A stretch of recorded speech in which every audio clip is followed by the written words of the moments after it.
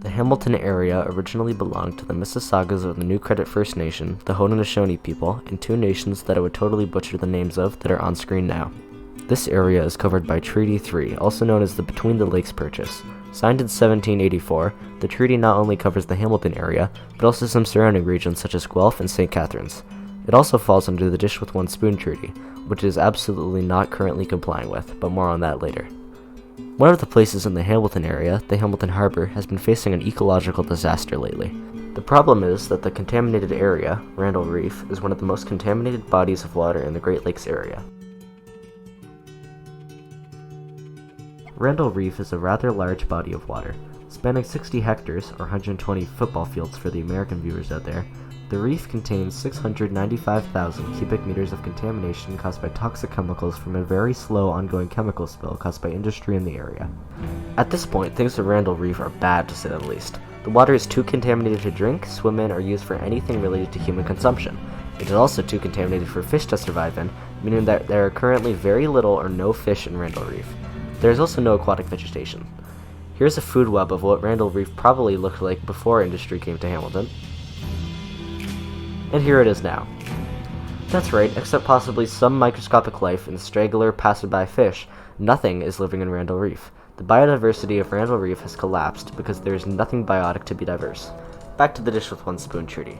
The activity in Randle Reef does not comply because it is not responsible. People should have taken the responsibility of keeping dangerous chemicals safely contained and away from water. Not respectful. Or respectable. No respect towards animals has been shown in Randle Reef. And not sustainable. Life in the water hasn't been sustained at all.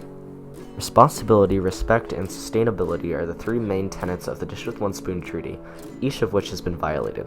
The fact that we can't contain any biotic life in Randle Reef at all is probably proof enough that the treaty is being breached, which is absolutely tragic.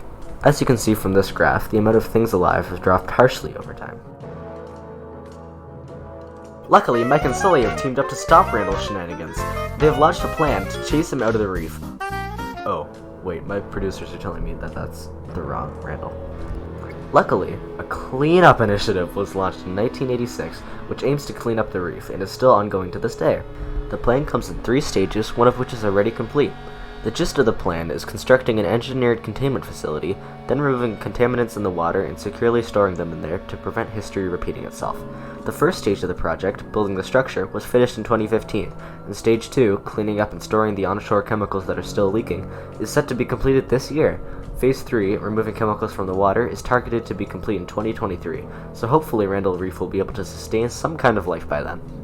Unfortunately, the initiative hasn't made much of an impact on Randle Reef's biodiversity since they're still preventing it from getting worse and not removing any chemicals yet. This part of the video is just my opinion. Although no one currently living is directly responsible for the conditions at Randle Reef, we can trace the main factor back to Western worldviews and more specifically capitalist economics.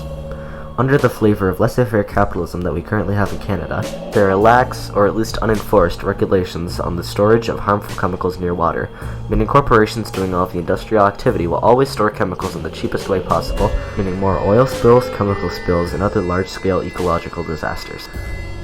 This is why the First Nations people never wiped out an ecosystem like this. They didn't have the profit motive or commodity form in mind.